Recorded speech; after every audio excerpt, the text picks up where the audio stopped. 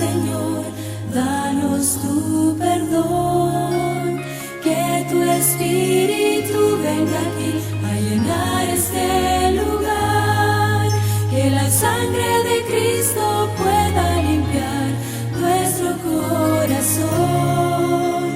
Pues queremos oír tu voz hablando con amor. Vamos a abrir tu palabra, Señor, danos tu perdón. Que tu Espíritu venga aquí a llenar este lugar. Que la sangre de Cristo pueda limpiar nuestro corazón.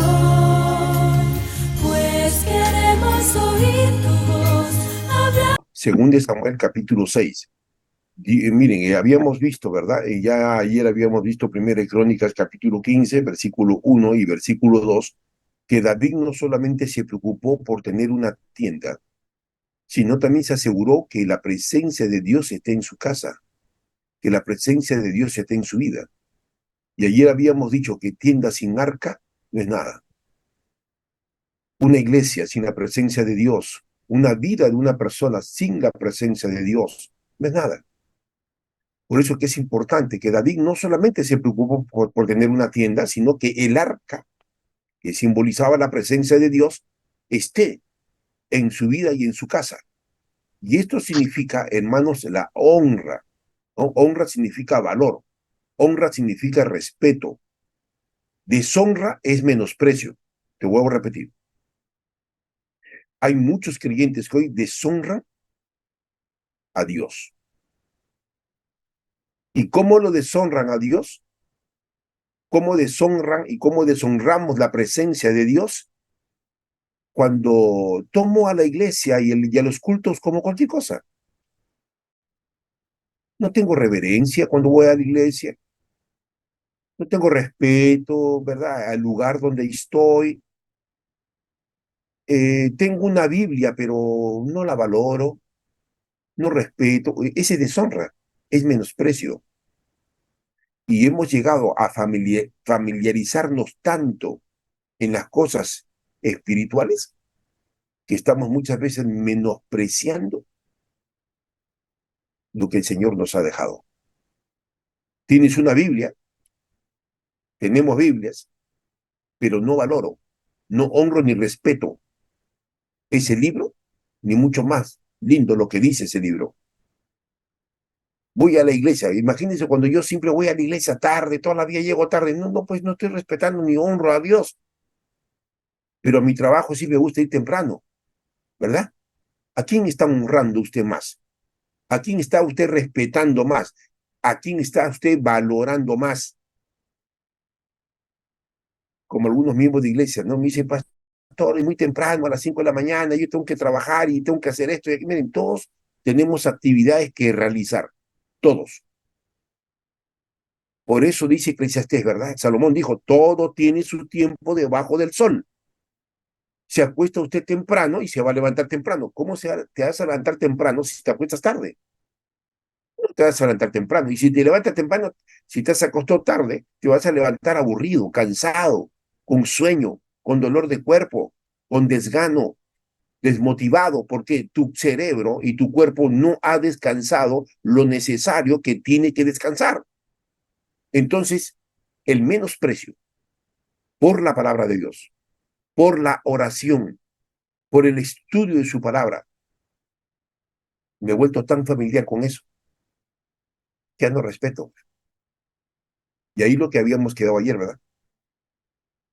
Voy a la iglesia cuando quiero, voy vestido como me dé la gana, si quiero voy el sábado en la mañana, en la tarde me desaparezco, ¿sí o no? Y eso pasa en todas las iglesias. Les entra el mensaje por un oído y les sale por el otro, ¿verdad? Eso es, pues, eso no es crítica, eso es una realidad. Es una realidad que muchas veces la gente lo toma como crítica, no son críticas. Espero que usted, hermana y hermano, que está escuchando este mensaje de Dios, no te entre por un lado de tu oído el mensaje de Dios y te salga por el otro. Cuando el sábado usted tiene que ir a la iglesia, Sí, yo hago la hora misionera, correcto. Después de almorzar, descansamos media hora y puedo hacer la hora misionera. Puedo ir a las cárceles, puedo ir a los hospitales, puedo ir a un asilo, puedo ir a un orfanato, puedo dar un estudio bíblico, correcto. Pero usted a las 5, 5:30 debe estar apoyando a los jóvenes en Sociedad Jóvenes y terminar con todos los miembros de la iglesia, despedir el Santo Sábado. Pero qué tristeza, ¿verdad? Cuando el sábado en la tarde no se aparecen la gran mayoría de hermanos. ¿Dónde estarán? Solo Dios sabe. ¿Qué significa honra? Valor. Escribe, escribe, porque es necesario. ¿Qué significa honra? Valor, respeto, honra. Deshonra significa menosprecio. Y vuelvo a repetir, tienes una Biblia, pero no la estudias. Estás menospreciando lo que Dios te dejó. Vas a la iglesia cuando te da la gana. Estás menospreciando el tiempo que el Señor te dio, especialmente que es su tiempo del sábado, y usted no va a la iglesia. So pretexto de muchas cosas, pero usted cree que está bien.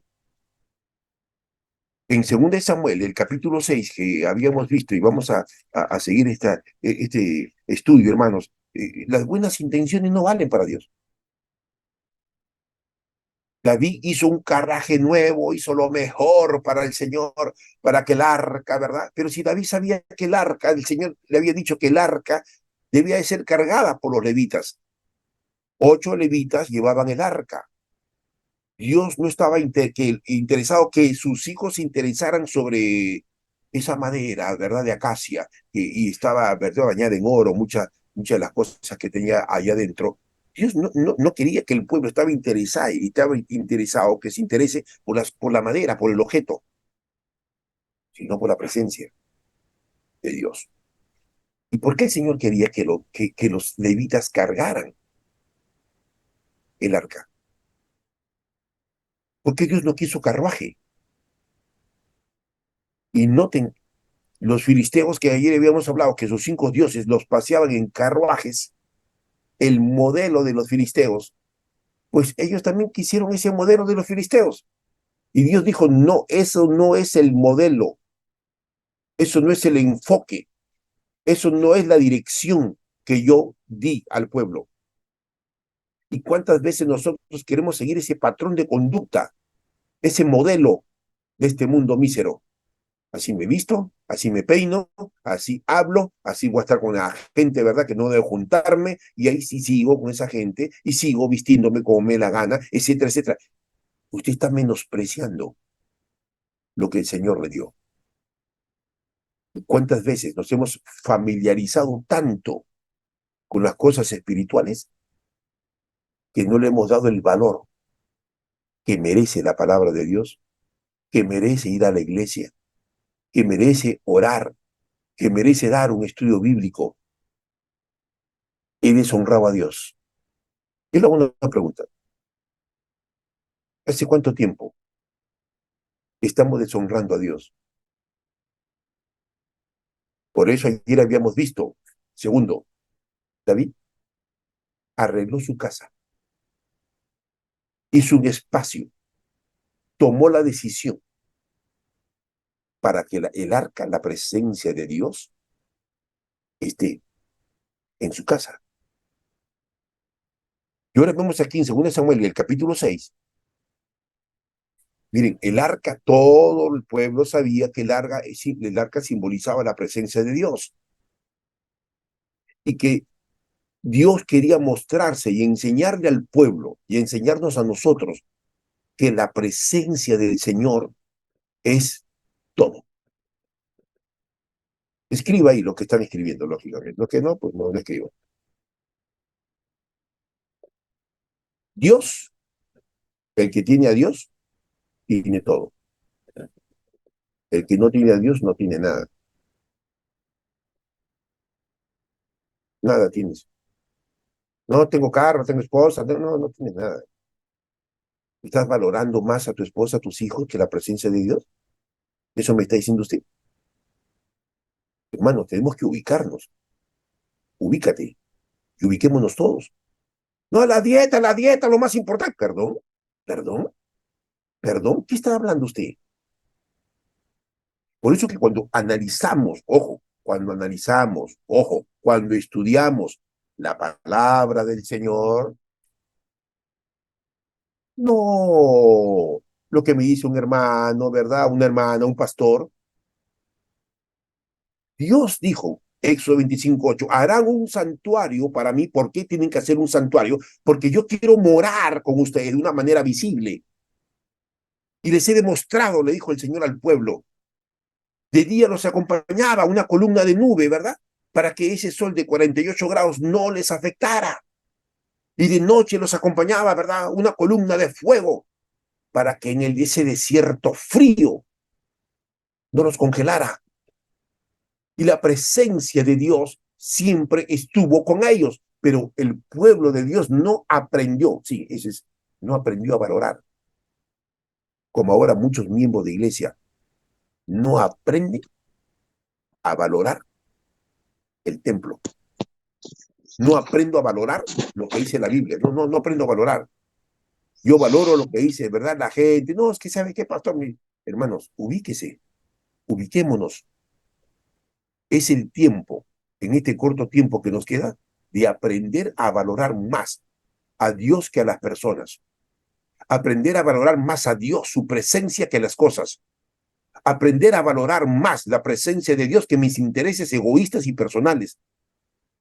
Aprenda y aprendamos todos a ser apasionados por Cristo, no por una mujer, no por un hombre, no por un hijo, no por el dinero, no por el poder, no por el estatus, no por la posición social que quieres tener, y no importa cómo quieras tener ese poder y ese dinero, ¿verdad? Y viajas sacrificando el ser por el tener, haciendo cosas con tu cuerpo porque sacrificas el ser por el tener con tal que tengas dinero, no con tal que tengas la presencia de Dios en tu vida. Una persona que tiene la presencia de Dios en su vida nunca va a sacrificar el ser por el tener, jamás, jamás, porque usted va a demostrar ante las demás personas, digan lo que digan y hablen lo que hablen, no nos interesa, que nosotros añoramos, anhelamos, buscamos más la presencia de Dios. Las personas pueden buscar cualquier cosa, están interesados en buscar, ¿verdad? Poder, etcétera, etcétera, lo que le acaba de mencionar. ¿Qué está usted buscando? Miren, cuando yo veo muchos religiosos en las iglesias, hay muchos religiosos. Y esas personas religiosas son las que hacen problemas en la iglesia. Pues eso se llama religiosos, fariseos del siglo XXI. Ellos eran los que causaban problemas a Jesús. Lo criticaban, lo observaban, porque según ellos eran los más consagrados, ¿verdad? Porque se habían leído todos los libros, los 52 libros de la Magdalena de Juárez, ¿verdad? Porque tenías una dieta pues exquisita, ¿no es cierto? Nutrigenética, porque conocían mucho de doctrinas, conocían mucho de la profecía, y son los fariseos, conocían de todo. Aún Flavio Josefo, historiador de aquel entonces, dice que se habían inventado más de 1000 ritos y ceremonias, porque ellos querían que con esas cosas que estaban haciendo, ellos pensaban que Dios los aprobara y que Dios estuviera con ellos. Y cuando llega Jesús, los desenmascara. Cuando llega Jesús, dice, ¿por qué hacen esas cosas? ¿Por qué tienen que estar criticando, observando? ¿Cuánta gente linda va a la iglesia los sábados o los miércoles para buscar la presencia de Dios? Pero escuchan mensajes, hermanos. Una vez una hermana de iglesia me dijo, pastor, qué decepción tengo en mi vida, me dice. Yo estaba orando 7 años por mi esposo para que venga a la iglesia, pastor, para que conozca a Jesús, etcétera, etcétera. ¿Y qué pasó, hermana? Qué bueno, está muy bien eso.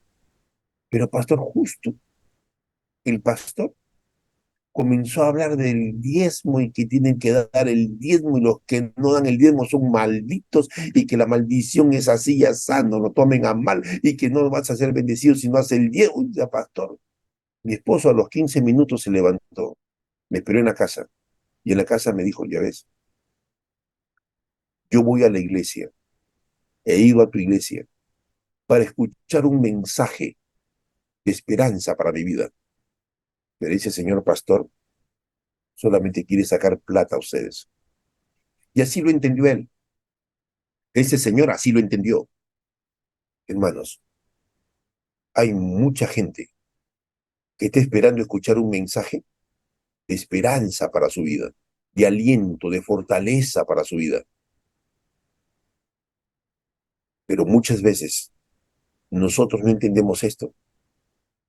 Nos hemos parametrado, ¿verdad? Es un mensaje que no es cristocéntrico. Primer sábado, segundo sábado, tercer sábado, cuarto sábado. Y nos olvidamos de la esencia del mensaje cristocéntrico. Nunca más ese hombre volvió a la iglesia. Yo otros así podía decirles, pues están preocupados, man, con las normas, las conductas, hermanos. Yo recuerdo en una ocasión que entró una señora con sus aretes, ¿no? Y bien pintada ahí para bautizarse. Y el primer anciano, ¿no? Religioso. ¿Por qué religioso? Se acercó a mi hijo pastor, dígale que que se saque la pintura, que se lave y los aretes. No se puede bautizar. ¿Y quién es usted para que prohíba a la gente? ¿Quién es usted, hermano? No es que no, ese es su pensamiento absurdo. Como pastor, así es, hermano. Usted es un pensamiento absurdo. Eso no dice la palabra de Dios. Religiosos que están preocupados por ver debilidades y defectos de la gente. Esta señora que se bautizó con sus aretes y pintada, al cabo de 5 meses, automáticamente ya no tenía nada, porque es el Espíritu Santo el que cambia y transforma la vida de las personas. Es la presencia de Dios que va a consumir todo lo malo que yo tenga o lo que yo pueda hacer. Cuando usted tiene más la presencia de Dios, que más que una iglesia, más que pertenecer a una religión, más que tener una doctrina, anhele más la presencia de Dios. Ahora, esa arca del pacto o del testimonio, que era el símbolo de la presencia de Dios, el Señor desea hasta el día de hoy, como siempre lo deseó. Número uno, honra a Dios, respeta a Dios, valora lo que el Señor te ha dado. No, porque acá hay un modelo, igual que los filisteos, voy a hacer esto, un carruaje, el nuevo, bonito, hermoso. Y Dios dijo, no, eso no fue el modelo que yo les enseñé. Los levitas, gente exclusiva, separada para el ministerio, ellos llevarán el arca cargada sobre sus hombros. Y note lo que dice en Samuel capítulo 6. Entonces,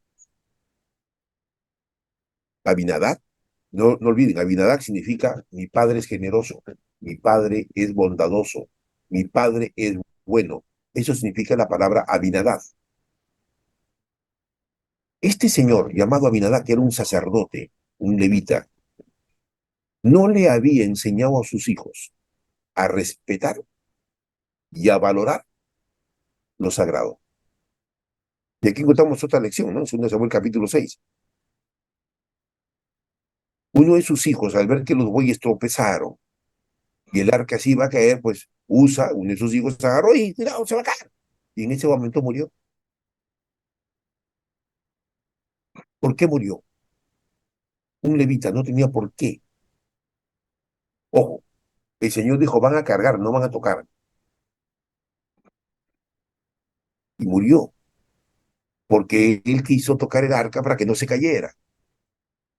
Pero yo encuentro aquí que Abinadab no le enseñó a sus hijos a respetar lo que Dios había dicho. La presencia de Dios. Se había vuelto tan familiar el arca ¿Cuántos años estuvo el arca en Navidad y con sus hijos? 20 años. Y no pasó nada. No fue bendecido, ni prosperado, ni nada. 20 años. Ahora quiero que noten, esos 20 años que el arca estaba en la casa de Abinadab, 20 años, no pasó nada. ¿Qué significa esto? Que se había familiarizado tanto con el arca teniéndolo en su casa, pero nunca fue bendecido, ni prosperado, ni protegido. ¿Y cuántas veces nosotros estamos así? ¿Y cuántos años está en la iglesia usted, hermanita? Ya, yo 30 años. Sí, yo soy pastor. No, yo soy de la cuarta generación. ¿Y qué has cambiado en 30, 40 años? Tú estás anhelando más, yo estoy anhelando más la presencia de Dios. Y voy a los ejemplos prácticos, ¿verdad? Oye, y el hermano ahí sigue en la iglesia, sí, oye, ahí se ve un renegón. Hermano, sí, igualito, pastor. No, así habla, ¿verdad? No ha cambiado. Está peor, pastor. Ay, yo no sé qué hace esa clase de los hermanos o pastor. Yo no sé por qué esos pastores son sí, igual. Yo no sé para qué van a la iglesia. Y así comenzamos a hablar, ¿verdad? ¿Cuántos años estás yendo a la iglesia, estudiando la Biblia? Tú fui a tu escuela sabática y no pasa nada. Pero, ¿por qué no pasó nada? Porque Abinadab, que su nombre significa el Padre generoso, que Dios me da, que Dios me bendice, y que Dios, ¿no? El Dios que solamente lo ve a Dios como el que concede, el que da favores. Pero él no aprendió en 20 años a valorar la presencia de Dios. Él no aprendió en 20 años a enseñar a sus hijos a respetar lo que es de Dios.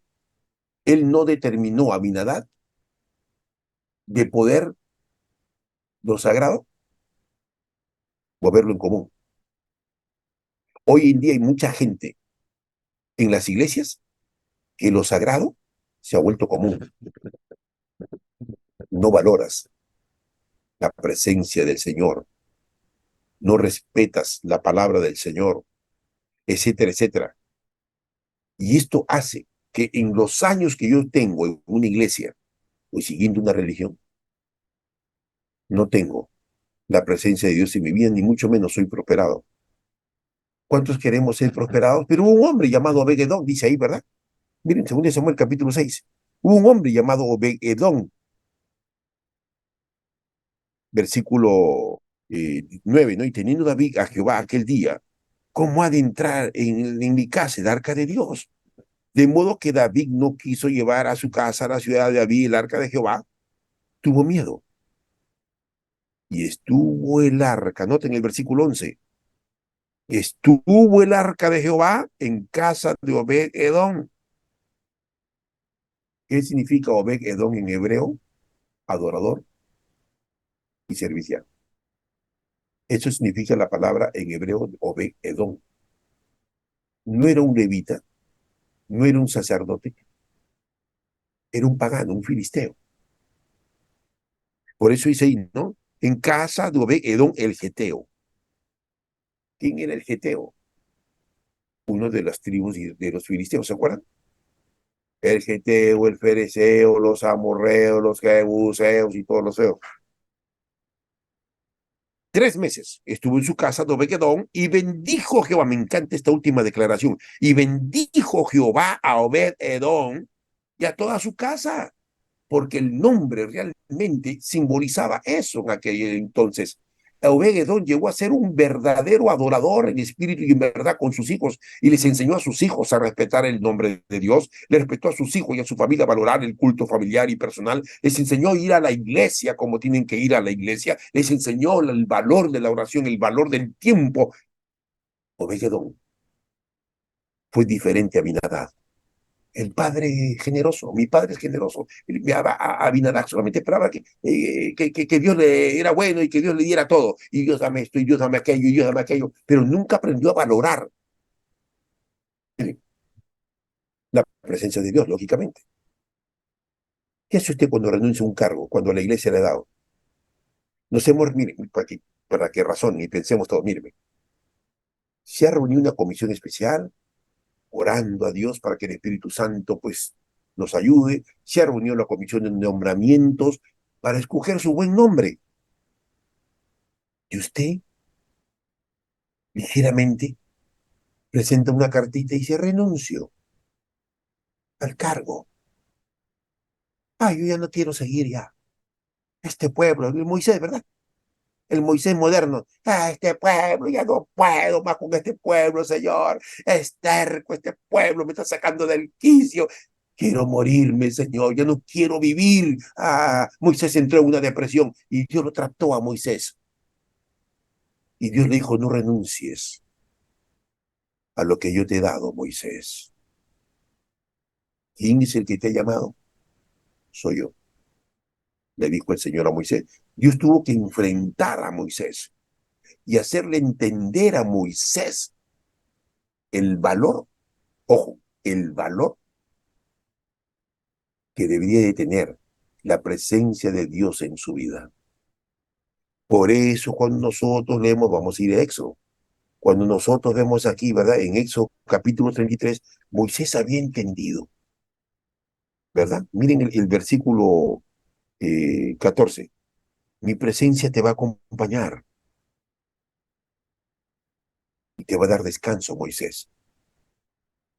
Si tu presencia no ha de acompañarnos, no nos saques de aquí. Hermanos, el Señor le prometió a Moisés que su presencia, a mí me encanta esto, no espero que esté analizando. No está hablando de una doctrina, hermanos. Y tampoco estoy diciendo que las doctrinas son malas, no malinterpretes. Voy a poner un ejemplo más práctico para que vamos a entender. Vamos a suponer que yo me preocupo por la dieta, la dieta, la dieta, la dieta. Perdón, ¿la dieta es más importante que la presencia de Dios? Es equivocado, totalmente equivocado. Aunque tengo que seguir la dieta, aunque tengo que cambiar mi régimen alimenticio, aunque tengo que alimentarme bien, correcto. Pero usted está dando más importancia a la dieta que a la presencia de Dios. Usted está dando más importancia al sábado, al diezmo y a otras cosas que a la presencia de Dios. Si usted está, por eso dije a los que han entrado un poco tarde, si usted tiene a Dios, lo tiene a todo. Si no tienes a Dios, no tienes nada, eres una cáscara. Por eso que te desanimas, por eso que te desalienta. Ya no puedo, yo voy a dejar esto, yo renuncio al cargo, pastor, no puedo con esta gente, aquí y allá, ¿verdad? Y yo renuncio. Y Dios te va a decir, hijo, Francisco, tranquilo. Es que este pueblo de dura servicio, tranquilo. No te hacen caso, Señor, no valoran, tranquilo. Y Moisés, aquí cuando usted lee Éxodo capítulo 33, Moisés aprendió a valorar la presencia de Dios en su vida, en su caminar, en su andar. Por eso que él dijo, si tu presencia no ha de acompañarnos, déjanos aquí morir en el desierto. ¿Qué es lo que le preocupa más a usted en su vida mientras en los años que usted está eh, experimentando? ¿La iglesia es lo más importante en tu vida? ¿La religión? ¿Los detalles? ¿Las doctrinas? ¿Las profecías? Fíjese, los fariseos tenían todo eso. Y el Señor le dijo sepulcros blanqueados. Y se asustaron. Oh, ¿cómo puede hablar así Jesús? ¿Cómo puede hablar? Si somos los más consagrados de la iglesia. Somos los más santitos, las más santitas. No, no, no, no, no. Y, ¿verdad? Sí, sí, el Señor le dijo, no tuvo miedo para decirle sepulcros blanqueados. Aparentan ser santos y consagrados y no lo son. Agarró un látigo, hermano, fuera de la casa, fuera de mi casa. No habían aprendido a valorar la presencia de Dios. Por eso no vayas vestido como te dé la gana. Lógicamente, Dios no agarra un látigo y te va a botar.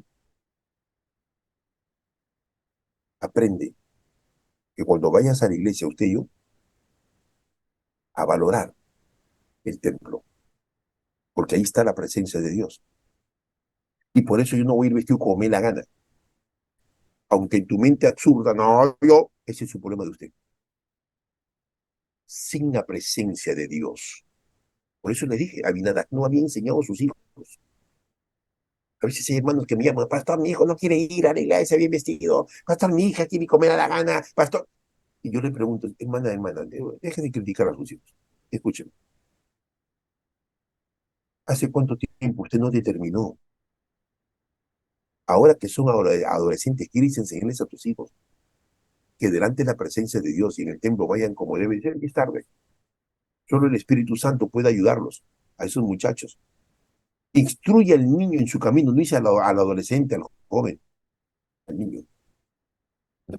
Yo, como padre, mi esposa como madre, tenemos que determinar ser padres que enseñemos a los hijos a valorar la presencia de Dios, a valorar el estudio de la palabra, a valorar la oración, a valorar lo que el Señor nos ha dado, los dones y talentos que nos ha concedido el Señor, pero no valoras.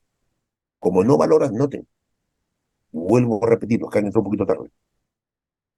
¿Qué significa honra? Valoración. ¿Qué significa deshonra? Menosprecio.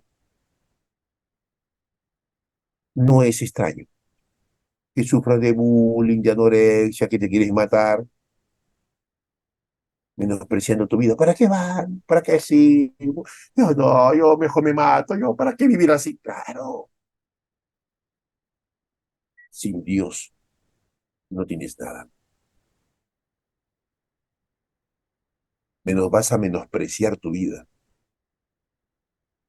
Si menosprecias a Dios, no tienes nada, pero vas a menospreciar tu vida y a tu prójimo y todo. Ahora pueden entender, no hay la valoración. Por eso cuando el Señor le mostró a Moisés la zarza ardiente, en Éxodo capítulo 3, ¿verdad? La zarza que ardía y no se consumía. ¿Qué le quiso enseñar Dios a Moisés? Que Dios es el Dios eterno, que Dios, hermano, es el fuego consumidor, que Dios no cambia, que Dios es el Dios hoy, mañana y siempre, el Yahvé, el eterno, el Elohim.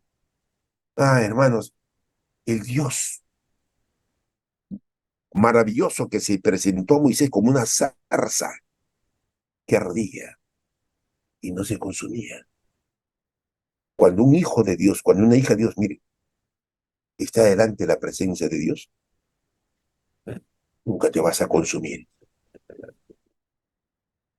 nunca te vas a cansar. Ya estoy cansado de ser pastor, ya voy a renunciar. Tantos hermanos ahí no hacen caso, sin igual, ya, ¿para qué? Estos hermanos, los que esperan en Jehová, tendrán nuevas fuerzas. Si por alguna razón usted ha tirado la toalla, ha renunciado, pídale perdón a Dios. Y esa es la mayor evidencia en la gran mayoría de los casos, la gran mayoría, y la presencia de Dios no está en ti, porque no anhelas más la presencia de Dios. Por eso le dije, ¿cómo a tu trabajo te vas temprano, te arreglas, te vas temprano, para la iglesia llegas tarde toda la vida? Porque no estás menospreciando, porque tú no honras, porque no valoro el tiempo que Dios me da para estar a esa hora indicada, para adorar, alabar su nombre, respetarlo. Ah, hermanos, sin la presencia de Dios no tienes nada. Y entonces, ¿qué es lo que tienes? Una religiosidad barata. Y van a ver esos hermanos y hermanas, muchas iglesias, religiosos baratos, y esa es la palabra, fijándose en defectos, fijándose en debilidades, ¿verdad? Mirando aquí, mirando cómo se viste, mirando cómo habla, mirando si ha venido con corbata, sin corbata, mirando si la hermana se pintó o no se pintó. Y estamos ahí, hermano. No has entendido que la presencia de Dios no significa eso. Y esa hermana, ese hermano, ese pastor, que sigue yendo de una manera no correcta, mientras no tenga la presencia de Dios, seguirá yendo así. Pero el día que usted aprenda a respetar la presencia de Dios, va a decir como Moisés, sin tu presencia, yo no quiero nada. Sin tu presencia, Señor, déjame acá, déjame aquí.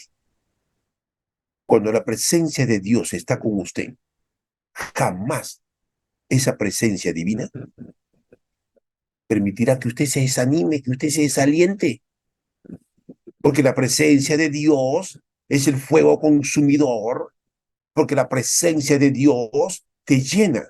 Por eso que David dijo, en tu presencia hay plenitud de gozo, de alegría, de contentamiento. ¿Dónde? No con tu esposa, no con tus hijos, que es otra clase de contentamiento, ¿no? No, no que te has graduado, que debes de graduarte y te aplaudo de teología, pero si en la presencia de Dios, ¿de qué vale tu título? ¿Eh? ¿De qué valen las fotos? ¿Eh? Como mucha gente dice, pastor, mi hijito se acaba de graduar. Mi hijita, pero me da pena. ¿Por qué no va a la iglesia? ¿Por qué no, mi hijito se ha apartado de Dios? Mi hijita, ¿de qué te vale tu título? Sin la presencia de Dios. Para el mundo puede valer tu título, pero para Dios no sirve. Porque tú no tienes a Dios en tu vida. Has aprendido a valorar más tus conocimientos académicos, que lógicamente tengo que estudiar, pero jamás voy a valorar más mis estudios o las cosas o la gente de este mundo que la presencia de Dios en mi vida. Por eso cuando nosotros leemos Daniel y sus amigos, ¿verdad? Ahí en Daniel capítulo 3, Daniel le dijo a Nabucodonosor, no es necesario que te hablemos, Nabucodonosor. Te hemos demostrado, qué tremendo Daniel, ¿no? Te hemos demostrado, no es necesario que te hablemos más, que nosotros amamos a Dios y le servimos y le adoramos. Y no vamos a adorar ni tu comida, ni tu estatua que tú has levantado, y no tenemos miedo tampoco que nos manden a los leones. Dios estaba con ellos y ellos estaban con Dios. Ellos habían aprendido a valorar la presencia de Dios, porque sabían que la presencia de Dios era todo. Cuando tú haces todo a tu esposa, el día que se muera, o el día que te sea infiel, ahí traes una depresión profunda. ¿Por qué? ¿Por qué? Porque ahí vas hasta el suelo y te deprimes, ahí te quieres morir. Entiérreme con mi hijo, entiérreme con mi hija, porque la vida se me fue todo, se me fue parte de mi vida. ¿Qué cosa? Miren, no sabemos lo que hablamos, porque me dejo llevar por la tristeza profunda, me dejo llevar por el dolor, pero no has entendido, no hemos entendido, hermano. Por eso es que cuando David pecó, él dice la Biblia, hermanos, tenemos que leer, tenemos que leer. Miren, a pesar que David anhelaba más la presencia de Dios, esto no, le vuelvo a decir, esto no significa que no voy a pasar por experiencias dolorosas. Esto no significa que en algún momento quizás voy a caer en pecado de pensamientos, palabras y acción. Esto no significa que no voy a experimentar la muerte, ni el dolor, ni la aflicción. Ojo, David pasó muchos episodios tristes en su vida. ¿Cayó en depresión David? Sí. ¿Por qué cayó en depresión David? Y Dios le enseñó a David que no tenía por qué él estar de esa manera. Y Dios le hacía acordar a David. Tenemos que leerlo porque ese es importantísimo. Miren, hermano, miren. Aquí estamos, Salmos capítulo 43, versículo 4. Me acercaré al altar de Dios, al Dios de mi alegría. ¿Cuál es tu alegría? ¿El cantito que estás escuchando, la canción del recuerdo que te gusta escuchar? ¿Eh? De repente ni siquiera eres alegre. ¿Ah? ¿A qué Dios estás sirviendo tú? ¿A qué Dios estoy sirviendo yo cuando estoy triste, seca, no seco, frío? Y eso le llamas consagración. Dios mío. No sé quién me enseñó a usted. Miren, yo estaba en el mundo antes, como muchos los que estamos acá. Bailaba, fumaba, tomaba, las chicas, ¿verdad? Y el baile, ya estoy acá, y yo, ¿verdad? Era alegre. Y me iba a las fiestas, pues, a gozarme, pues. porque a la fiesta se va para eso, a gozarse, Señor. Conozco a Jesús, le entrego mi vida a Jesús y me vuelvo triste. La gente que te conoce va a decir, oye, tú, ¿qué pasó? Hasta mi voz cambia. No, ya, es que yo, oye, Francisco, pero, hermano, ¿qué te pasó? ¿Has tenido derrame cerebral? ¿Qué te pasó? ¿Por qué hablas así? ¿Por qué ya no eres el mismo? No, es que el Señor ha cambiado mi vida. Mira, si el Señor cambia la vida, que es la verdad, es para bien, no para mal. Pero tú no has entendido, tú no sé quién te metió en la cabeza el no ser alegre, el no estar contento, el no tener el gozo de vivir. Eso no es lo correcto. No. Entonces muestro un rostro, ¿verdad? Y me visto todo de negro, si es posible, ¿verdad? Para decirle a la gente que estoy consagrado, que estoy consagrada. ¿Dónde dice eso la Biblia? Mire, lo que voy a explicar, para que pueda entender. Gracias a Dios que nos da sabiduría para que podamos entender su palabra. Me acercaré, dijo, no a la fiesta para bailar, no me voy a acercar a los quinceañeros ni matrimonios para ser alegre. ¿Eh? ¿Está entendiendo? Ahora, por eso que estás triste, pues. Yo ayer hablé en el mensaje, ¿se acuerda? La tristeza es un sentimiento natural. Todos vamos a experimentar la tristeza en algún momento, correcto. Pero lo anormal, es que la tristeza se quede en ti. Ese es lo anormal. Eso se llama el daño emocional, llamado trauma. ¿Qué es un trauma? Un daño emocional, que cuando no ha sido tratado en su debido momento, ese daño emocional me mata. Pierdo las ganas de vivir, pierdo el sentido a la existencia. Todo me aburre, todo me molesta, todo me incomoda. Reniego de todo el mundo, echo la culpa a todo el mundo. ¿Por qué? ¿Por qué? ¿Por qué tuvo que pasarme esto a mí? ¿Por qué? Porque yo tengo que vivir acá. ¿Por qué yo ya estoy acá y lo otro? Y comienza una sarta de cosas que estás diciendo, renegando de la vida, renegando de Dios, renegando de ti misma, de ti mismo. Pues no has aprendido. Mira, ¿qué no has aprendido? Me acercaré. ¿A dónde? Con esas amigas que tienes, con esa clase de amigos que tienes, que le dice que son amigos, pero amigos no son. Que te dicen que hacer lo malo, un amigo nunca te dice hacer lo malo, jamás.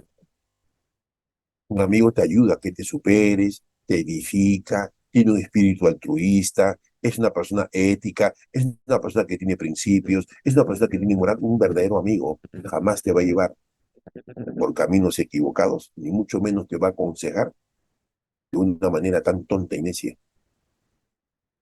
Un verdadero amigo es aquella persona que a ti te agrada estar con esa persona porque cada vez que estás con esa persona te da consejo, te da unas orientaciones que tú te sientes bien con esa persona y te anima y te alienta y te fortalece. Más aún si esa persona está con la presencia de Dios, pues lógicamente me acercaré al altar de Dios. ¿A dónde se está acercando usted? ¿Eh? ¿A dónde estás que te acercas? Ahora entiendes que por eso no tienes el gozo, la alegría, la dicha de vivir. Y entonces cuando vemos a la gente que baila, que fuma, vemos la discoteca, las luces, y usted pasa por ahí y dice, ay, demonios, no, no, no, no, no, no. Deje de criticar y de juzgar a la gente. Cuando usted debe pasar por ese lugar alegre, contento, ¿verdad? Contenta y feliz, ¿verdad? Y con mis problemas, con todos mis debilidades, mis defectos. Eso no significa que no estoy cargando mis problemas, mis defectos, ni mis debilidades. Pero la gente tiene que demostrar en tu barrio. La gente tiene que mostrar ahí donde usted vive, donde usted trabaja, donde estudias, que vale la pena seguir a Jesús de Nazaret, porque eres la verdadera alegría, no es la iglesia, no es la religión, no es la doctrina, es Jesús. Por eso cuando él dice, me voy a acercar al altar de mi Dios, al Dios de mi alegría. Oh, me encanta esto. Nota que está en mayúscula, mi Dios, es minúscula. Por eso que no bailamos, no fumamos, no tomamos. Y cuando te hagan esa pregunta, no contestes. No es que mi iglesia me prohíbe. Perdón, ¿la iglesia te prohíbe? ¿La iglesia le coarta su libertad? ¿Dios nos coarta nuestra libertad? ¿Dónde dice eso? Si Dios me prohíbe, es que mi iglesia me prohíbe no comer esto. Es que la iglesia, perdón. Se dan cuenta cómo hablamos muchas veces equivocados. Cuando usted le diga, ¿por qué no vas al cine? ¿Por qué no bailas? ¿Por qué no fumas? ¿Por qué no tomas? ¿Por qué no adulteras? ¿Por qué no fornicas? ¿Por qué no robas igual que todos? Usted tiene que contestarle de esta manera.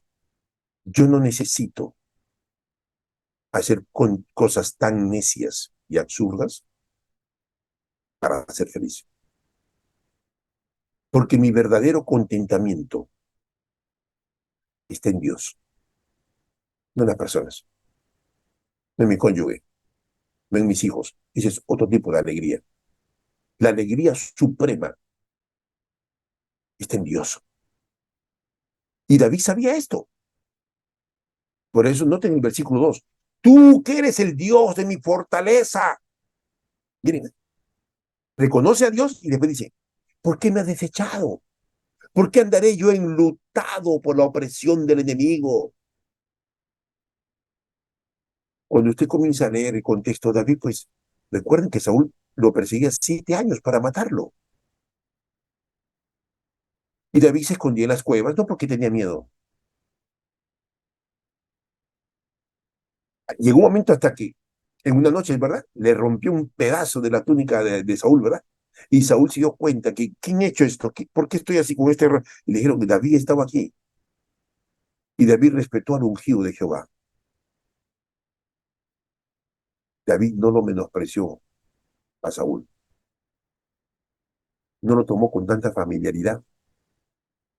Pero Saúl había tomado las cosas de Dios como tan familiar que no valoró la presencia de Dios. Por eso cuando Dios le hablaba a Saúl, terco, soberbio, arrogante, altivo, ¿verdad? Se le enfrentaba a Dios a través del profeta. Cuando Dios le hablaba a David, David se arrodillaba. David era humilde. David le decía, Señor, ¿qué cosa quieres que haga? Estoy en tu presencia. Ah, hermanos, envía tu luz. Noten el versículo 3. Envía tu luz y tu verdad. Porque estas son las que me van a guiar y me van a conducir a tu monte santo y donde tú habitas. Envíame tu luz. Tú eres el Dios de mi alegría y de mi gozo. Y te voy a alabar con el arpa, Dios, Dios mío. Y entonces, al comprender esto, David, que la presencia de Dios era lo más vital en su vida, comienza a hablarse a sí mismo. Versículo 5. ¿Por qué te abates, alma mía? ¿Por qué te turbas? ¿Por qué te desesperas, Francisco? ¿Por qué estás desanimado? ¿Por lo que te pasó? ¿Por lo que te han hecho hace poco? ¿Por lo que te hicieron de niño, de niña? ¿Por la decepción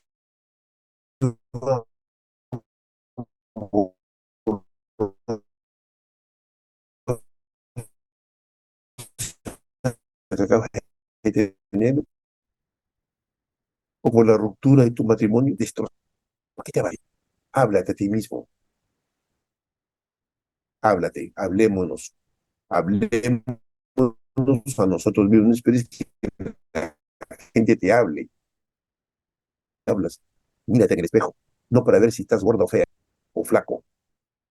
Mírate en el espejo para hablarte a ti misma, a ti mismo. Y háblale a ese niño, esa niña enferma, que todos tenemos un niño enfermo y una niña enferma. Soy mujer, tengo una niña enferma. Soy hombre, tengo un niño enfermo. Con traumas, con complejos. Y tengo que hablarme a mí mismo. Tengo que darme valor a mí mismo. No esperes que la gente te valore. No esperes que la gente te ame. No esperes que la gente te aplauda. Por eso ustedes ven la gente que saca TikTok y saca cosas, hasta tonterías. Dame un like, dame un like. Están hambrientas y sed de aplausos porque tienen baja autoestima. Y mientras más like le den, están contentos, están felices. Pero mientras menos like, ay, pero ¿por qué? ¿Por qué? ¿Por qué? No, yo. Hacen tonterías. Con tal que la gente, porque ha entendido que este mundo miserable, mientras más cosas absurdas haces o hagamos, nos volvemos famosos. Pues. Mientras más cosas tontas hagamos, nos vamos a volver famosos. Ese es el mundo que así piensa. Se hace viral tu video, ¿verdad? Haciendo una tontería. Se ha vuelto viral. ¿Por qué te abates? ¿Por qué te perturbas dentro de ti? Espera en Dios, no en la gente. No esperes los aplausos de la gente. No esperes el reconocimiento de las personas. No lo esperes porque te vas a frustrar.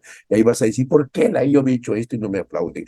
Yo he hecho esto y no me reconocen los hijos. Yo he hecho esto y son malagradecidos. No esperes nada de la gente.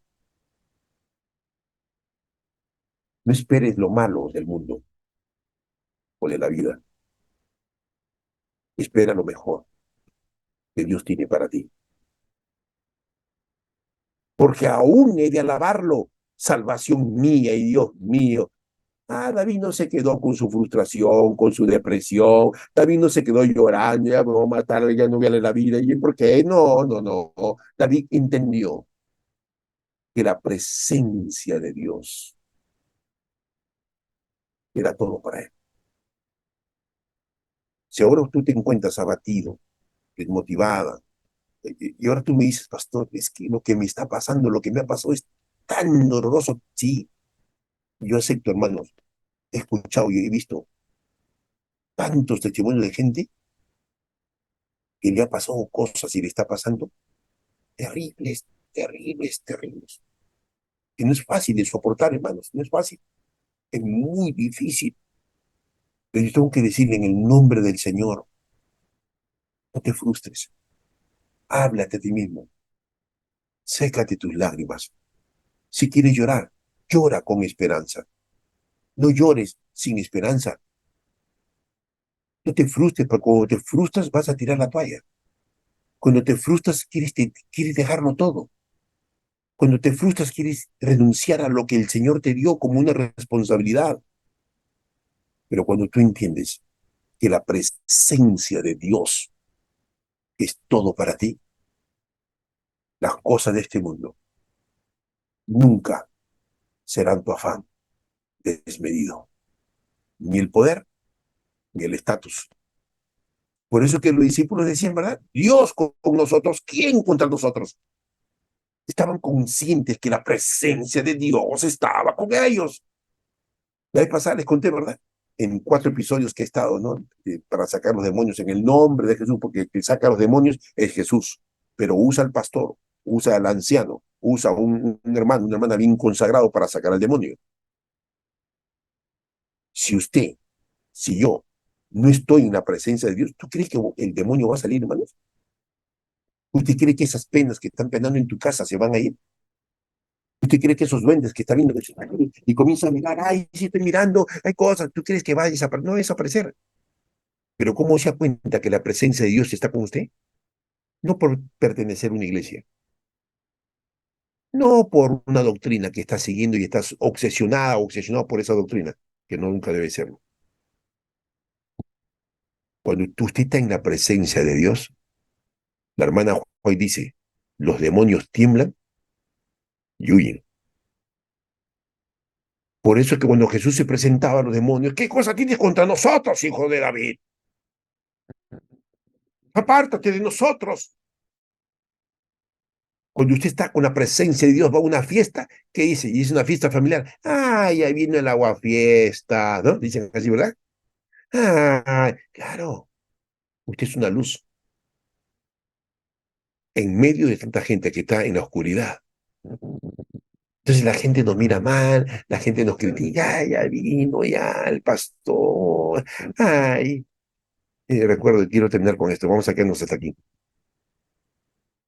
Una vez fui a hacer una visita hace muchos años a un hogar, una familia con dos hijas y un hijo. Yo sin antes de tocar la puerta, me paro en la puerta para chismosear un poco, ¿no? Y en eso escucho una música, pues, ¿no? Bien movida. Y en eso ya pues toco el timbre y sale por la ventanita. Ay, pastor, ay que un ratito, pastor. Ya me imagino, porque en ese ratito apague la música, apague el pastor, viene el cuco, viene el cuco, viene el cuco. Y cuando entro, pues, hermano, qué gusto, vine a visitarlo. Ah, pastor, hermano, parece que escuchó una música media extraña, ¿no? Sonriendo, le digo, parece que escuchó una música media extraña. No, pastor, es el vecino al frente, el eco, el eco, el eco. Siempre aquí ese vecino allá al frente es fiestero. Y tuve que decirle con amor, miren, hermanos, el pastor no es el cuco. El pastor no es nadie, nadie para juzgarlos, ni criticarlos, ni condenarlos. Nadie. Porque es otro pecador más, como ustedes, con defectos y con debilidades. Pero tienen que ser sinceros. Nunca estén aparentando lo que no son. Ni aparentemos lo que no somos. ¿Eres o no eres? La hija mayor de 22 años, bueno, pastor, comenzó a llorar. No llores, hijita, le digo. Sí. Le digo a mi hermana, que mi otro nos gusta escuchar la salsa, pastor. No llores. Y entonces le dije, ¿van a seguir escuchando esa salsa, esas músicas, cuando no anhelen la presencia de Dios en sus vidas y estén apasionadas y apasionados por la presencia de Dios? Seguirás escuchando las salsas, las cumbias, el merengue, la bachata o la chabata, como quieras llamarle, etcétera, etcétera, etcétera. Vas a seguir con ese hombre que el Señor te dijo que no estés y estás encaprichada porque tu obsesión y tu pasión es más esa mujer y ese hombre que el Señor te dijo no te juntes en yugo desigual, pero tú sigues y bajo pretexto y capricho tonto que estás enamorada y que estás enamorado, sigues con ese hombre. ¿Tú crees que vas a ser bendecida? ¿Usted cree que va a ser bendecido, hermanos? Por favor, recapacitemos. La casa de Obededón, la presencia de Dios, el arca, mira, siendo un pagano, un filisteo. Yo puedo imaginarme que en esta casa de este adorador, él dijo a David, qué privilegio que el arca esté en mi casa, qué privilegio. Sus hijos también, oh, papá, qué lindo, porque seguramente el abuelo le había hablado a este filisteo, este que era de la tribu de los gedeos. Oye, el arca, mientras estuvo allá con nuestros paisanos, los filisteos, el Dagón se doblegó y un día también apareció sin cabeza. Oye, y vino las úlceras malignas, y etcétera, etcétera. Y Obededón había aprendido que la presencia de Dios no había que menospreciarla. Yo los animo, hermanos, en el nombre de Jesús. Vamos a seguir mañana con este estudio. Honremos más la presencia de Dios. Valoremos más. Respetemos el templo, la oración, el estudio de la palabra y más aún, la persona del Señor merece honra. No olvide, honra es valor. Deshonra es menosprecio. Menosprecias las cosas, menosprecias a las personas, te menosprecias a ti mismo y a ti mismo, porque no has aprendido a valorarte, a amarte, a quererte, porque si no tienes la presencia de Dios, no tienes nada. David no solamente se preocupó por tener una tienda, sino que hizo un espacio para que el arca esté en su casa. Padre que está en los cielos, muchas gracias por ser bueno, por amarnos. Cuánto nos falta tu presencia, Señor. ¿Cuántas veces hemos pecado? ¿Cuántas veces hemos fallado, Señor? Pensamientos, palabras, acciones. No vamos a ocultarte, Señor. Sí, Señor. Porque hemos querido tener dinero, plata. Me he enamorado de una mujer, de un hombre. Es que quiero hacer un negocio. Quiero hacer cosas que son incoherentes, Padre. Porque lejos de tu presencia no hay vida. Lejos de tu presencia no hay santidad. Lejos de tu presencia no tengo nada, Señor. Y como Moisés, te vamos a decir, si tu presencia no ha de estar conmigo, déjanos aquí. Pero vamos a escuchar tu respuesta. Mi presencia te acompañará hasta el fin del mundo. Yo estaré contigo. Muchas gracias, Señor, porque no nos dejas huérfanos, porque no nos dejas solos. Muchas gracias, Señor. Gracias, Padre. Hoy tomaremos la decisión otra vez de aceptar a Jesús como nuestro Señor y Salvador personal. Hoy tomaremos la decisión, Padre, de anhelar más tu presencia que las cosas y las personas. Hoy tomaremos la decisión de vivir más apasionados por ti y lo espiritual que las cosas y los seres humanos. En el nombre de Jesús. Amén. Hermanas y hermanos, que el Señor me los bendiga grandemente. No olvide, puedes tener una tienda, pero no el arca. Es decir, puedes tener una iglesia, pero no la presencia de Dios. Puedes ser pastor, anciano, lo que quieras. Sin la presencia de Dios, no eres nada. Dejemos y anhelemos y apasionémonos, y aún como papás, enseñar a nuestros hijos, para que después no suframos, que sean apasionados por Dios, que tomen la decisión de anhelar que en cada momento de su vida, que Dios es más importante que todo. Un fuerte abrazo para todos ustedes. Que el Señor me los bendiga grandemente a todos ustedes. Bendiciones.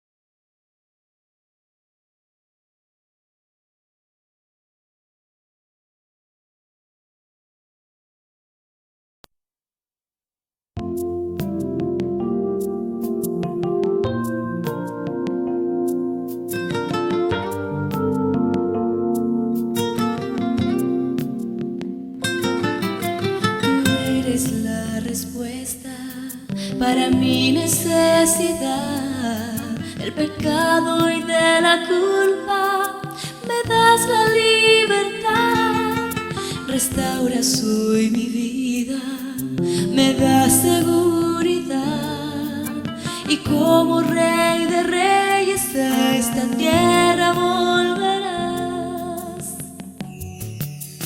Médico, maestro y nuestro Salvador, cada día a tu lado me llenas de amor, por eso te alabo, bendito Creador, pues eres mi amigo, precioso Redentor.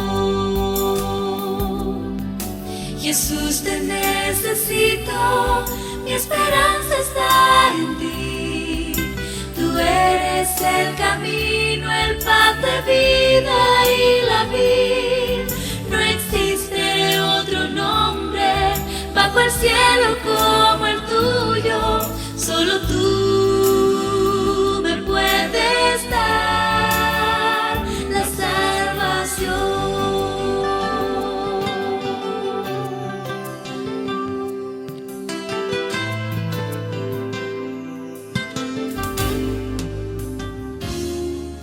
Si Cristo está conmigo, nada me faltará. Si Cristo me acompaña, mis cargas llevará. La paz que necesito por siempre me dará, y en el paraíso conmigo morará. Jesús, te necesito, mi esperanza está en ti. Tú eres el camino, el pan de vida y la vid.